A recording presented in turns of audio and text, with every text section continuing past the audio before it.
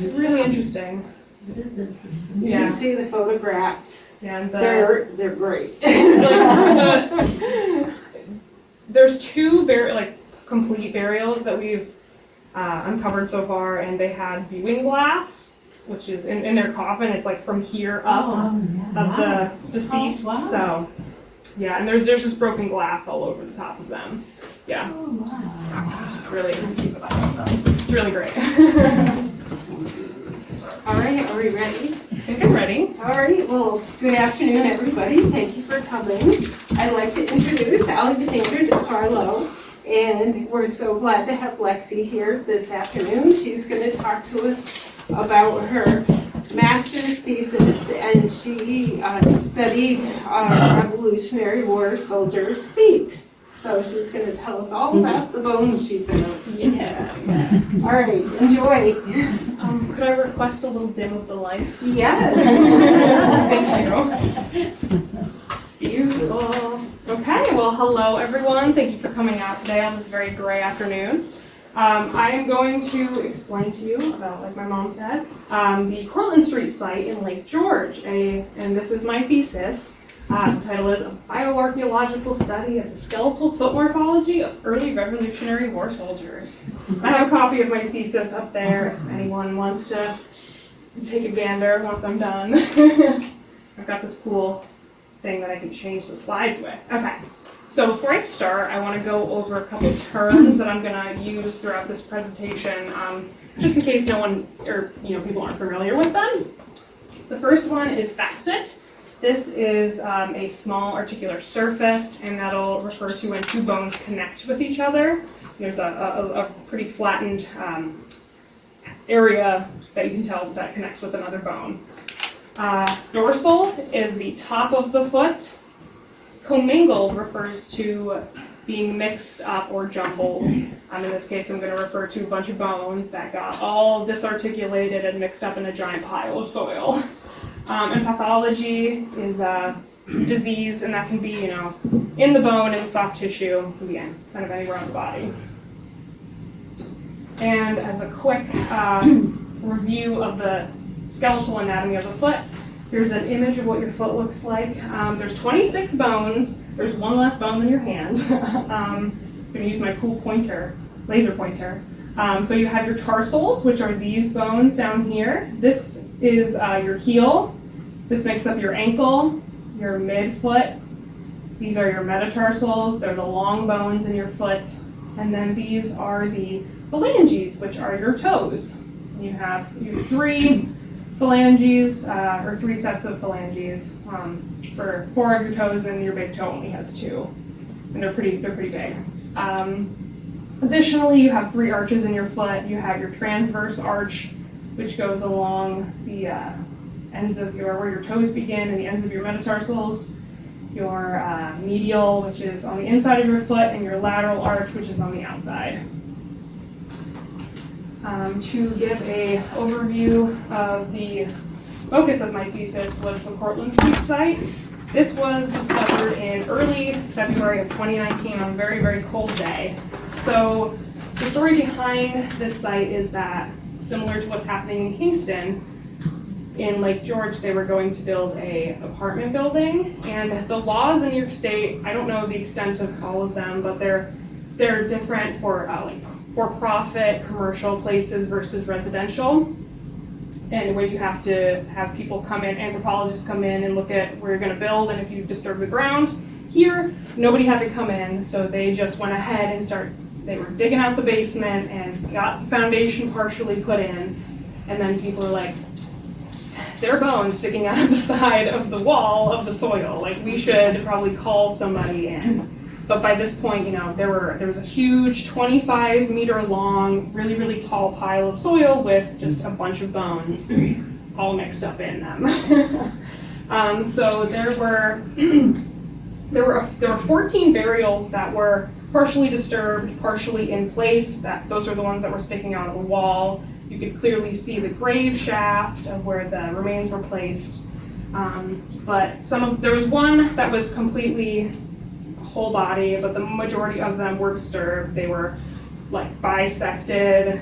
from here down. Most of them included just the lower limbs, which is why the focus of this thesis was the feet, because majority of what we had that was in one piece was the feet, or the legs down. And also, like I said, commingled. They were commingled in a giant mound. And we excavated. Also, I should mention that the New York State Museum is where I conducted my research for this, because they were the ones who excavated everything and housed everything. And we excavated all of the remains within 2 days, right out of the ground, that were in place and disturbed. And then we conducted 75 field days of sifting through the giant mound to uncover every single bone that we could. And there was a lot of volunteers that came by. We had a lot of help, and eventually we were able to get the majority of the bones that had been disturbed from the apartment building that was being built. So, the big question that the museum and other historical archaeologists had to discover was, who's buried here, who's interred. There were not a lot of artifacts recovered at this site. Nothing, no coffins that had glass on them to say, oh, this is from 1870. There was one burial that had a couple buttons, so that was all they could really go on, and they were weathered. But eventually they came to the conclusion that they said Continental Army and IBP, which stands for the 1st Pennsylvania Battalion. And that led them to the conclusion that these are from the Revolutionary War, because marked buttons didn't come into fashion until after the French and Indian War. And as I'm sure many of you are aware, Lake George is a really big history for the French and Indian War. So they were just assuming these are from the French and Indian War. But because they had marked buttons, this means that this was afterwards. And then the Continental Army gives clues into this is probably Revolutionary War era, and the IDP, 1st Pennsylvania Battalion, was referring to a militia group that was in Lake George during the Revolutionary War. And after skeletal analysis, it was discovered we can't sex the remains because they were in poor condition, and a lot of them were juveniles, but this unmarked cemetery represented various ages. There were 8 who were under 20 and 5 individuals who were over 20 years old. So, as I said before, my main interest in this was, I love bioarchaeology. It's something that I've always wanted to do, and I wanted to do my thesis on bioarchaeology. And I was an intern for the New York State Museum, and luckily I got to help out for recovering these bones. And like I said, a lot of them were legs on. And there's not a lot of information out there that explains what you can tell from the feet. And I was like, hey, why don't I look at the feet? We've got them. We don't have a lot of bodies that are attached to the feet, but maybe if I laser focus in, we can find something. Maybe they can tell us something. So because they're Revolutionary War soldiers, and they would have been foot soldiers, and they would have done a lot of walking, I was curious to know, is there any kind of stress that can be seen in the feet? And this was mainly through things such as stress fractures, and also anything musculoskeletal related. And I wanted to see, is it present in this historic group? So that was the basic question that I had for my thesis. So this project was broken into a couple parts because of the amount of commingling that happened within the site. I needed to reconstruct as many feet as I could to have a big enough sample to look at. So here's an example of from my thesis, a list of bones that I matched up, and I gave them designations of left and right foot. I had to go through all of the bones from the 75 field days, pick out which ones belong to the foot, side them, which ones are left, which ones are right. Sometimes they were broken into a couple pieces and I had to piece them back together, but it was a whole mess, and it took a long time. But it was really cool to see that I could get so many bones matched up. So once I was done with that, I wanted to go through all of the bones and look for, as I said before, I wanted to look for stress fractures. I wanted to look for enthesial change, which refers to muscles. And I was interested in accessory facets. An accessory here meaning that, they're not typically there and they're not, a regular aspect of the foot bones.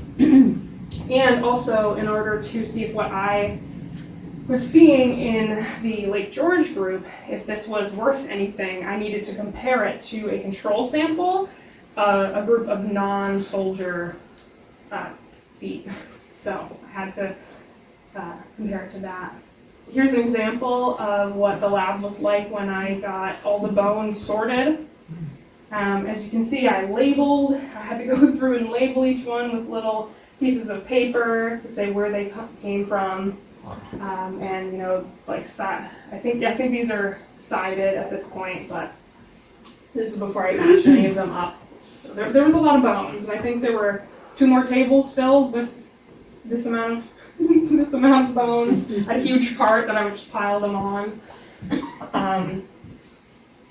Also, I want to mention that the preservation came into play when I was matching the remains, because some of them were really, really well preserved and some of them weren't. And as you can see here, this bone, this is your calcaneus, this is your heel.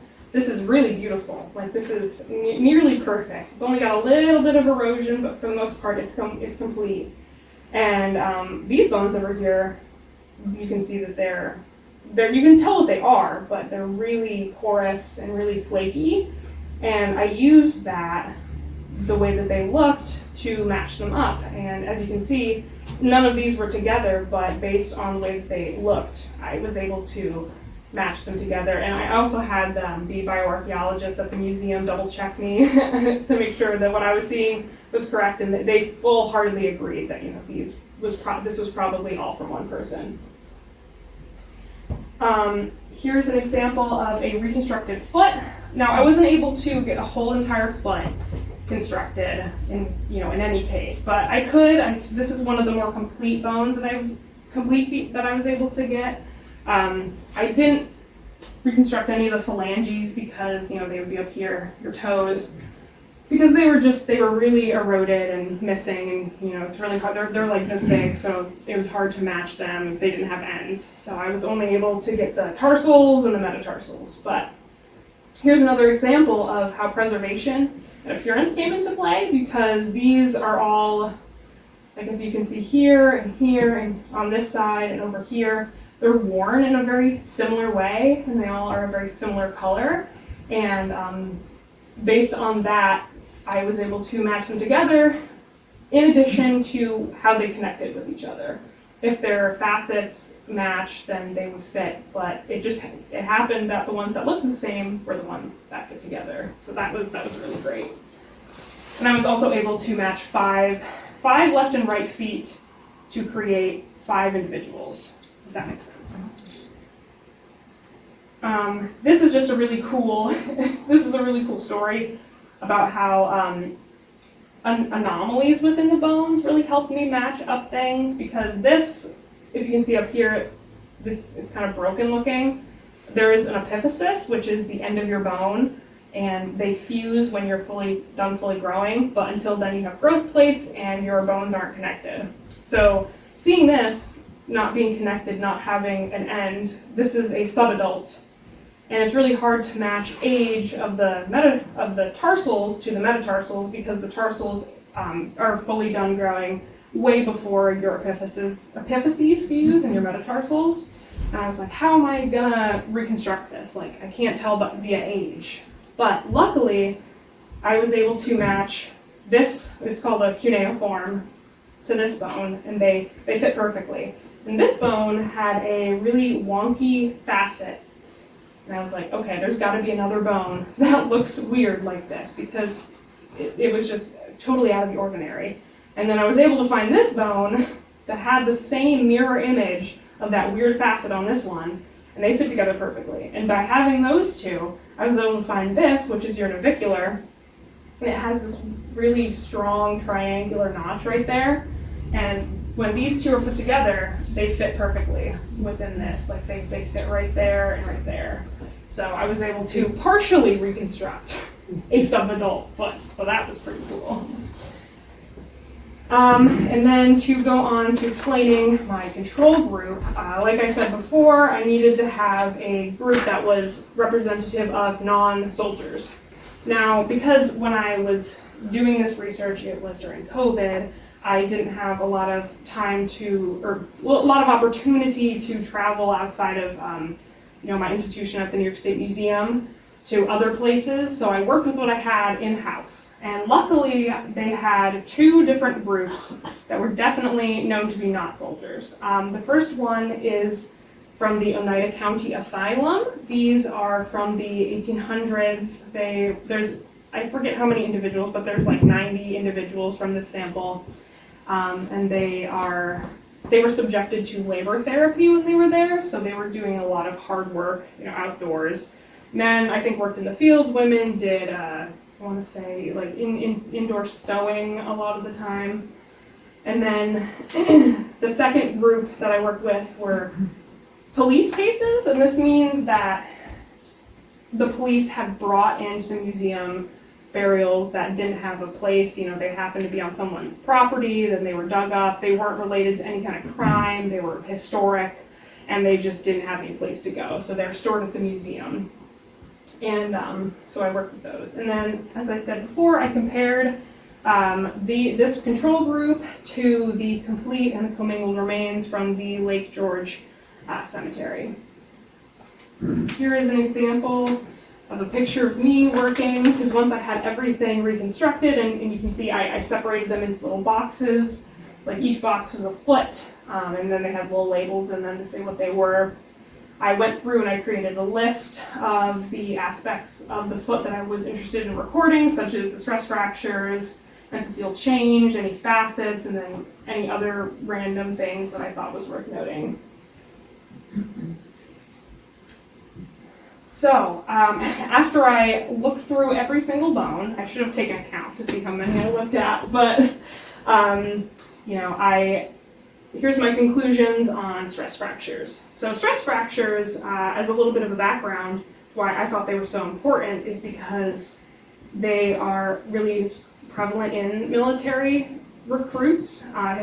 Historically, like 1960s is when they were really recording all of the stress fractures that were happening. And they're called March fractures because they happen when you get an injury.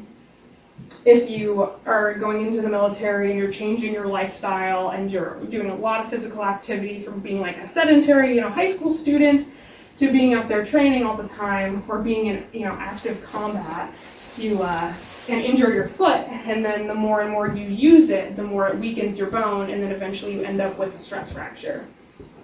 And since the Lake George remains were known to be military members, I was thinking, let's see what the historic military individuals had. Did they have March fractures? And the stress fractures are in metatarsus 2 and 3, and sometimes the talus and calcaneus. And here's a little image to show what it looks like. And stress fractures happen usually in the middle of your bone. And also, as a background to how much these individuals would have walked, that is the Lake George Cemetery. Because they have the 1st Pennsylvania Battalion, they obviously came from Pennsylvania. The 1st Pennsylvania Battalion they came from Philadelphia. So they walked from Philadelphia to Quebec, and some came from Lake George and had to go to Quebec. Oh, I didn't mention that part. I should have said this earlier, my apologies. The group of soldiers is related to the Quebec invasion in 1776. Very important story. So basically the 1st Pennsylvania Battalion and others were recruited to go up north to Quebec to try to persuade the French to come join the revolution.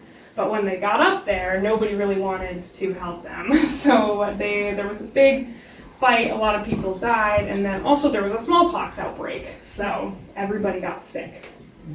And so the reason that the cemetery is in Lake George is we is that these individuals most likely had smallpox, came down from Quebec, and ended up in Lake George, where there was a smallpox hospital. And when you have smallpox, you like completely just like had to take off all your clothes, and like you're put in like these little white like kind of hospital things, and then you would be treated.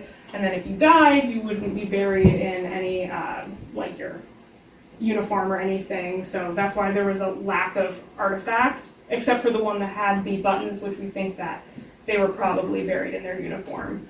But that was just, you know, an instance of one person. But for the majority, like everyone else, wasn't buried with any kind of artifact. So once they were in Quebec and they all got sick, they had to come back to Lake George. And I'm sure that some were transported and they didn't have to walk back, but they had to get up to Quebec and within a pretty short amount of time. And, you know, that's a decent amount of walking. So I was curious, you know, stress fractures, walking. But after all of this, I didn't see any evidence. There was only one stress fracture, and that was from the control group that I could say was a stress fracture was present. There were some metatarsals that looked like a fracture was there, but I couldn't say for sure. So I was surprised because after all of this, I was like, there's going to be stress fractures. We're going to have, you know, messed up feet.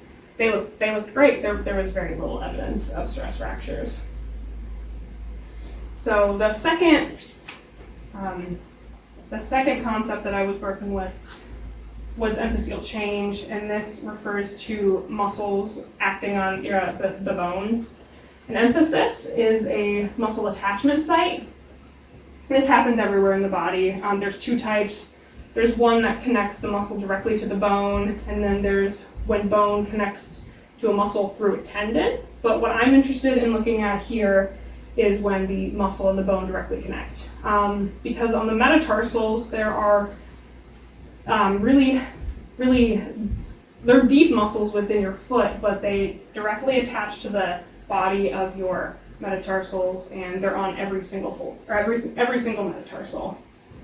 And as a little background to emphyseal change in bioarchaeology, it has been linked to activity, age, body size, and weight. And here is an image of the muscles in the foot that I was just talking about. They're called the dorsal interossei muscles, so that means they're on the top of the foot. And they're bipennate, which means that there's muscles that are on the opposite side of a tendon, and then they are attached to two different bones, then pull in together. Oh no. Excuse me. It's a stress fracture. It's a stress fracture. No, but yeah, so they excuse me, I'm sorry. Hopefully this will work, so let's see. Okay, so and they're feather-like in appearance. So, I mean, as you can see here, they're very feathered at the edges, and then they connect up in, and then they through a tendon they connect to the end of the phalange. And the main what this muscle does is that it flexes your toes, and that happens while walking. And then after going through all change. The only one was this individual, and this was, excuse me, burial 9. This was one of the burials that had been disturbed when they were excavating, and I believe it included the ankles and the feet. There wasn't much to him, but he has these they've got these really intense ridges, if you can see, right here on the midsection of the bone, which correlate with the dorsal interossei muscles. And most of the bones look like this. They're very smooth.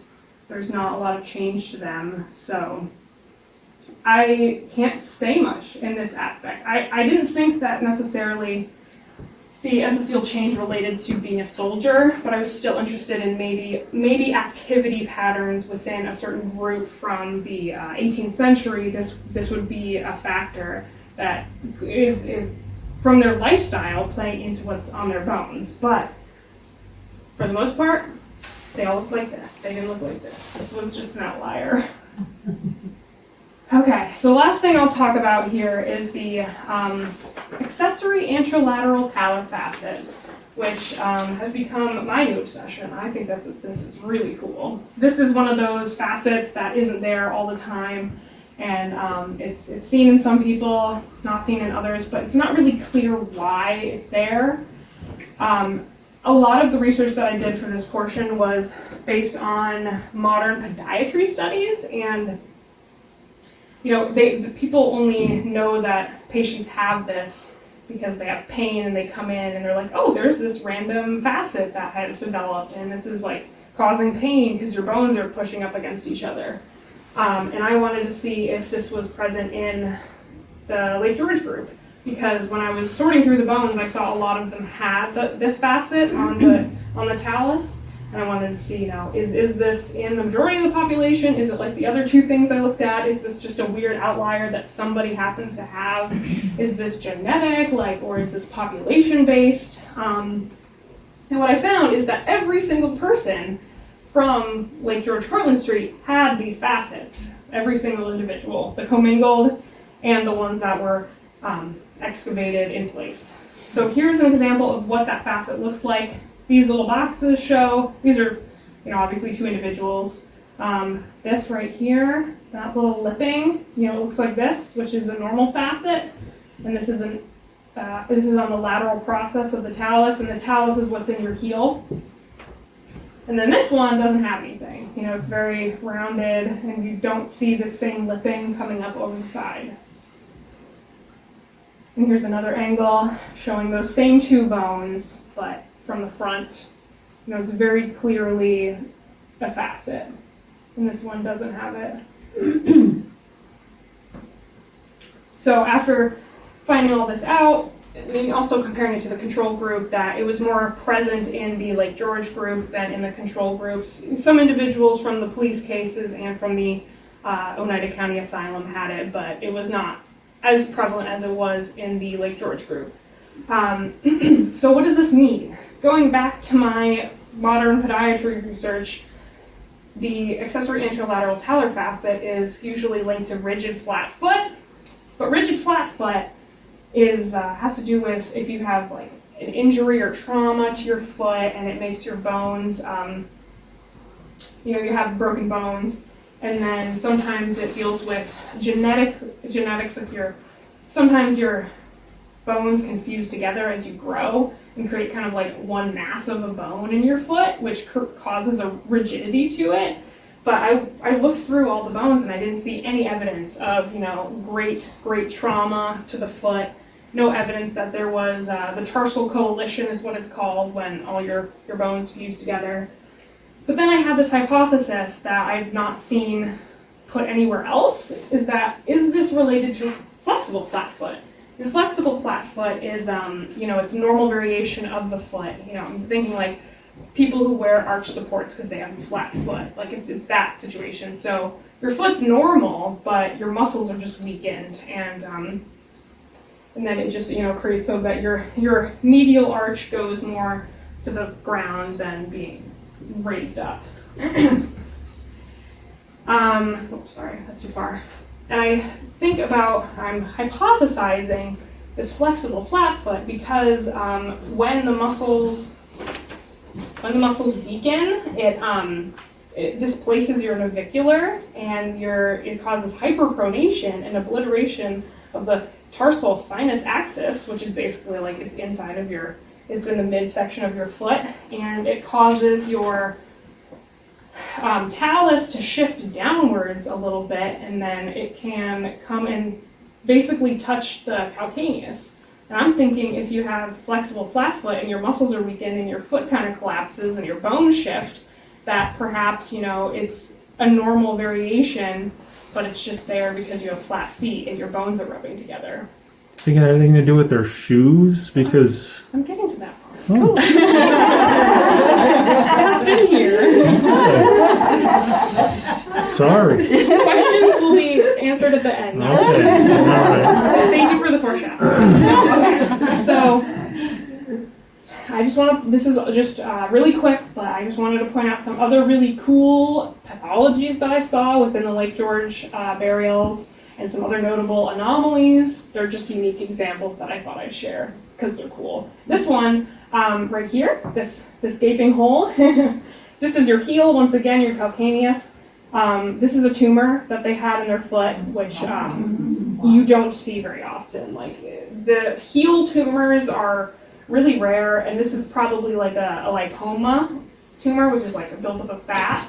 And if you can see, it's like spindly in there. This is what your bone usually looks like inside, but this is hollow and spindly. So this guy had a tumor. Probably didn't know it though. I mean, they're benign, so probably didn't know he had a tumor. This was in the comingled remains, and this is another case where I was able to use anomalies to match up different bones. But right here, there's a dark line, and then there's kind of this lipping. It's really hard to get pictures of these and show them very well, but this suggests some kind of trauma, like a break maybe. And then this bone is all porous and nasty and really just built up. Because usually the navicular doesn't look like this. And on the inside, it's really porous, which suggests some kind of trauma. So maybe they had, they broke the middle of their foot. Probably hurt. This one's my favorite.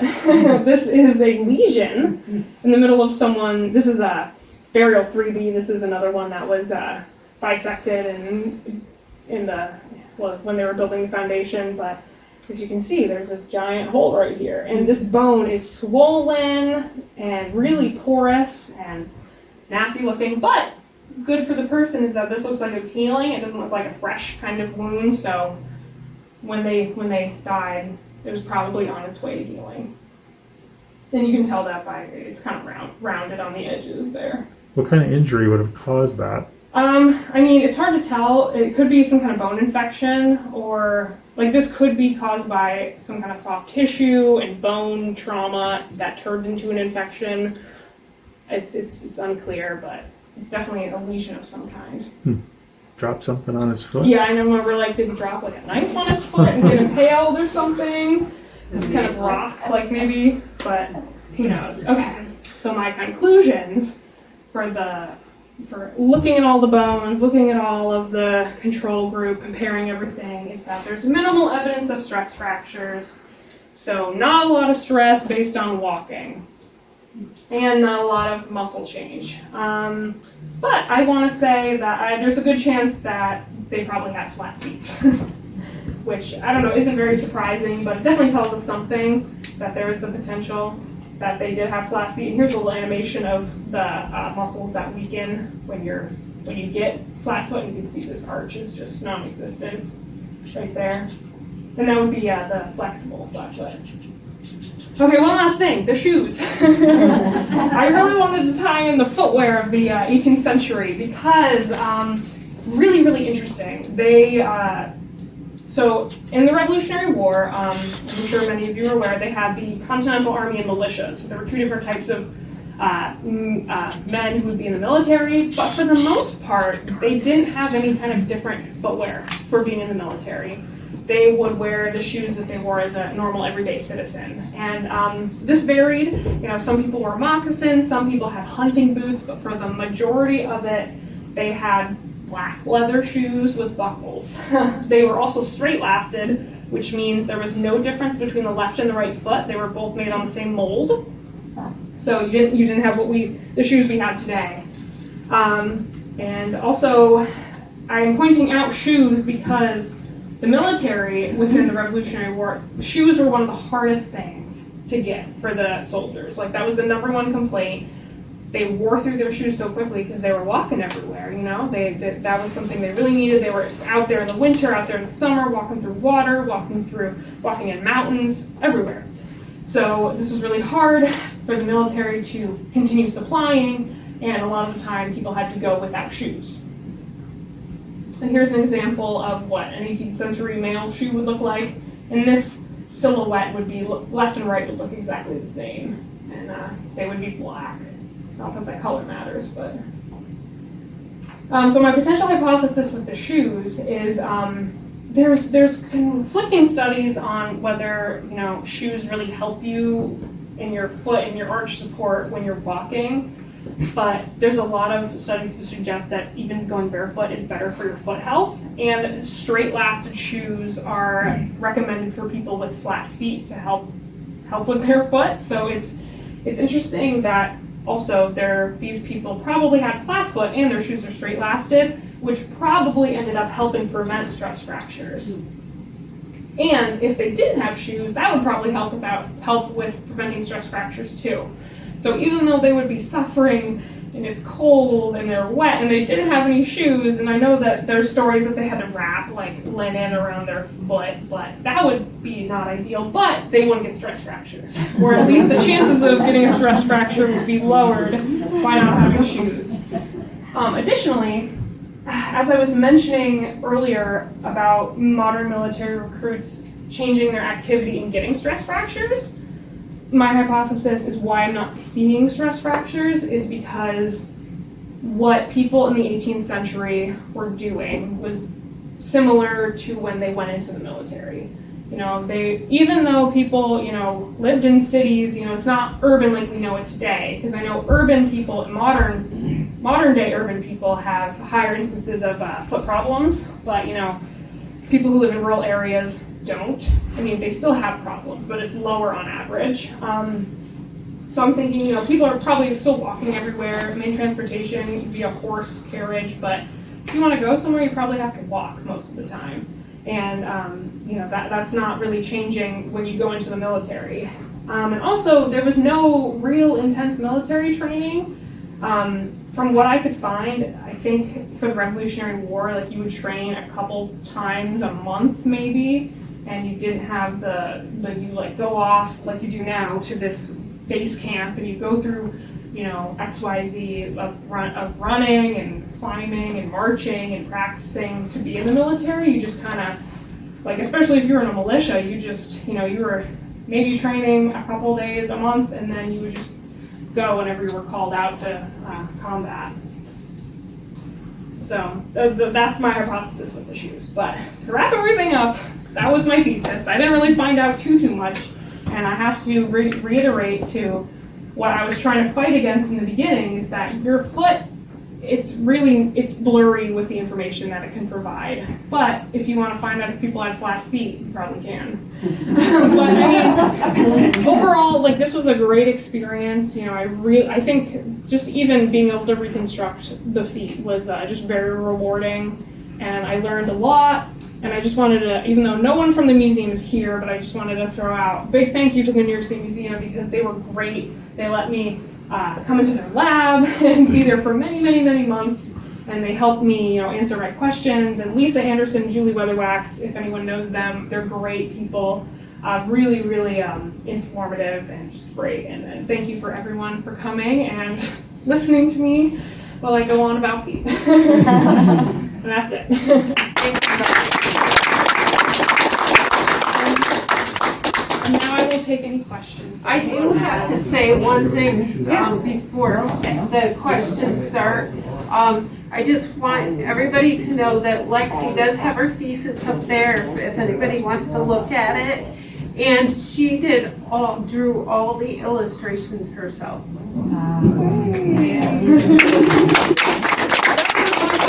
That I got to do with this thesis, I was like, I'm going to draw everything. I was like, it's my chance. So Lexi, what percentage of the feet that you found were actually flat-footed? Was it all of them?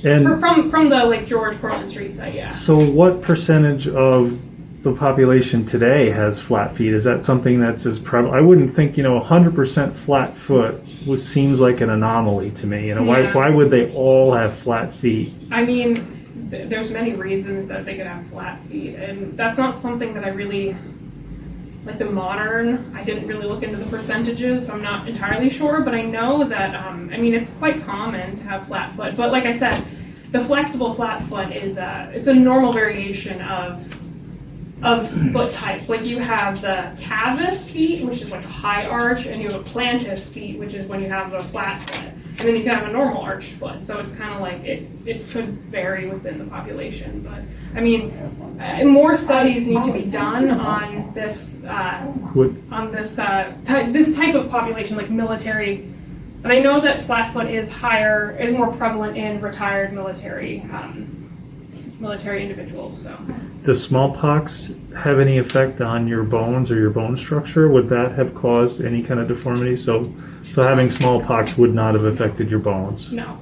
I mean, sometimes if it gets like really bad, you can have like on your skull, you can have some smallpox evidence, but it's not like, there's no, it wouldn't affect the bones like that. Yes? Thank you, by the way. It was fantastic. Thanks. Was there any historical information about this hospital in Lake George? And I guess, was it a military hospital? Yeah. Okay. Yeah. So it was at Fort George, which is no longer in existence. Fort George was kind of mainly like a barracks situation, because Fort William Henry is in Lake George, and that's the big fort. But it wasn't anything like that. Dr. Potts was the main physician there, and it was a military hospital that people would come to because Fort William Henry was involved in both the Revolutionary War and French and Indian War, so they would use the Fort George Hospital quite often. But shortly after all of these individuals came to Fort George, they abandoned it, so it wasn't in use for very long. Wasn't it in use later in the war? Like 1780 when George Clinton did his expedition up to Lake George, wasn't it in use then or no? I did not research that part of the war, so it might be, but I'm not sure on that. And what happened to the bones? Where are they now? Where are they now? From what I am aware, that they're still being analyzed at the lab. There is in the New York State Museum, there's a plan to reinter them. From the town of Lake George, I want to say, is the ones who are going to be behind that. I know that they want to have this monument structure erected for the bones. I think are going to be placed there, but I'm not sure, because I know COVID really messed up their whole timeline with getting everything together. So from the last I know, I left the museum 6 months ago, so it could have changed since the last time I left. But they are going to be reinterred at some point. Is there any way to figure out who they are, not individually, but I mean, just what men were lost in that Pennsylvania regiment? Yeah, I know that I tried. I went through some historic records and was trying to figure out like who was involved in the 1st Pennsylvania Battalion, and I know that they did save some. They, meaning the New York State Museum, saved some teeth to do potential analysis on what they were eating. Like you can tell where people were born from their teeth. You can see what kind of stress they went through. So maybe you could say what region of the United States were these people from? So that could give some kind of insight. Can and they then they might also do DNA take testing. DNA out of the teeth? Yeah, but the DNA testing is just, I don't know if that's it's just really expensive. So I don't know if they're going to actually do it, because I know that was a potential budgetary constraint, but they might, and I'm not sure how long it takes to get the results back for that. But I know that was within the scope of what they wanted to do with the bones, to try to figure out who these people were. Were you able to determine any of the ages of the younger bones? Yeah, it's in there. I can't remember exactly. I want to say that there was one was like a child, and this is normal for the Revolutionary War because they had drummer boys and stuff who went along with military campaigns. So there was one child. I don't think the age was exactly definite, but I know that there were teenagers who were younger than 20. So there were people who were probably between 14 and 18, and then I think maybe someone who was between 5 and 7, maybe. Yeah. Now, do you know if they died because of smallpox, or you don't know if they died because of injuries sustained during fighting? I mean, because of where they were found and the association with Fort George and the hospital, it's assumed that they died from smallpox, but they could have had a combination of things. But because they were all so commingled, we can't really tell, was there any kind of substantial injury that they had? Because most of the bones are just broken in half.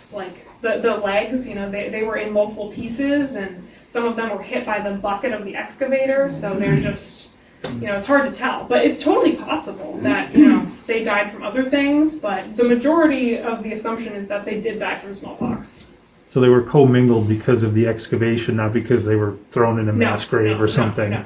Okay. Yeah, they were definitely, well, I mean, it's assumed because we did find burials that were intact until they were taken away by the excavator bucket, that this would have been a cemetery that they actually put people in. But there was a one grave that had 3 individuals in it. So they did, there were some that had coffins.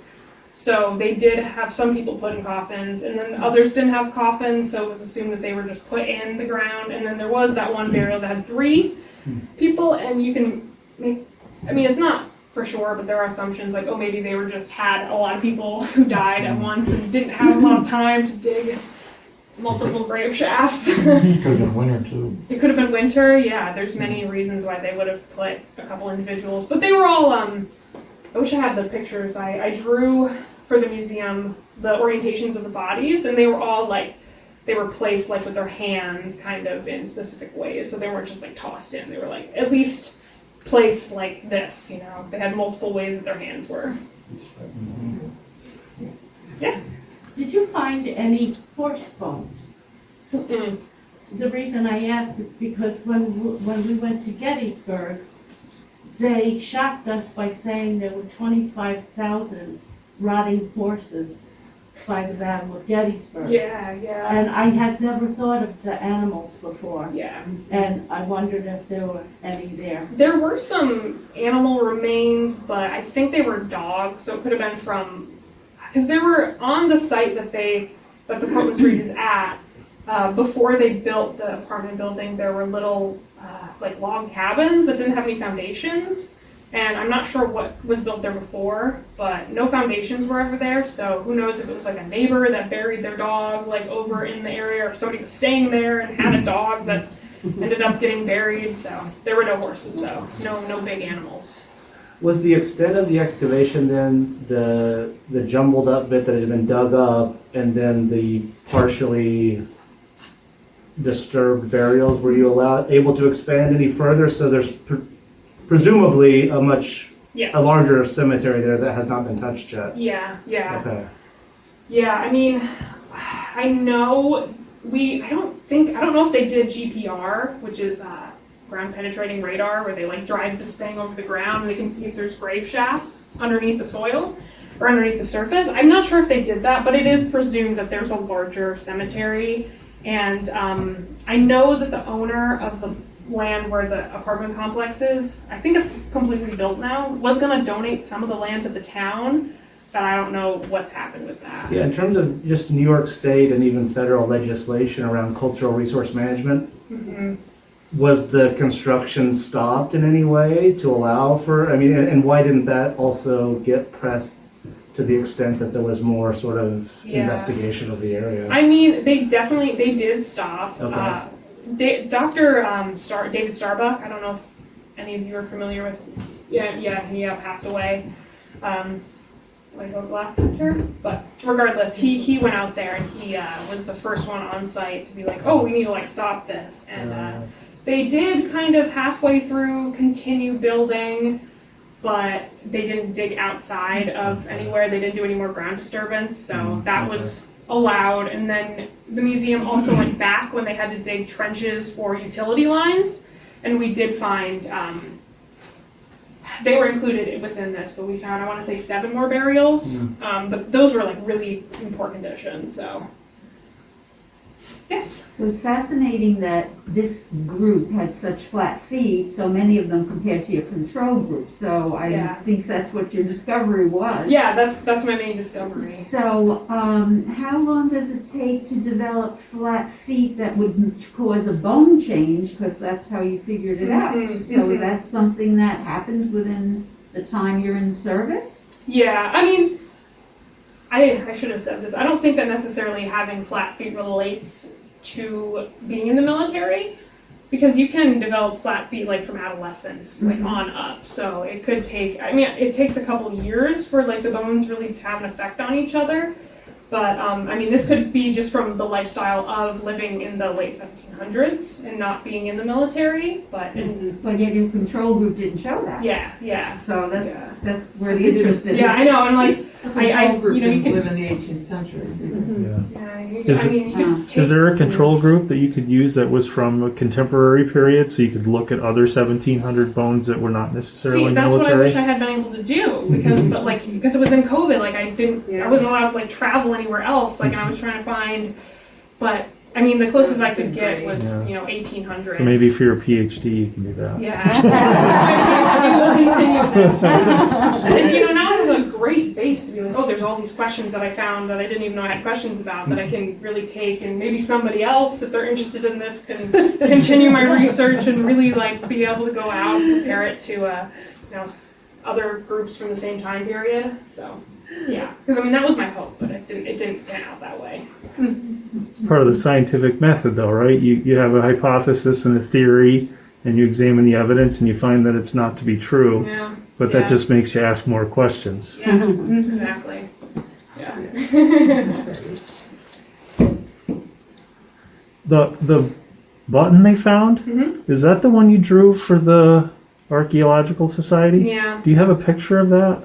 I don't Anywhere? have a picture of it, no. Okay. I should have brought my pamphlet. Just curious to see what what the Yeah. emblem actually looked like. Did Yeah. it say, like, was it just the letters of Yeah. the I mean, Pennsylvania Battalion, or? Yeah, it was a pewter button, and it had like the majority of it was probably this big, maybe like a little bigger than a quarter, maybe a $50 size. But yeah, it just had an I and a B, and then underneath it had a P. And they Right wore in that it. on their uniform somewhere? That was just, Yeah. or it wasn't like a button to hold their coat together, right? It was like I think it was like No. Okay. It would be a button to hold the coat together. yeah, Okay. All the buttons would have that. yeah. But yeah, I wish I meant to put in the picture, but I forgot. But fantastic, Lexi. thank you.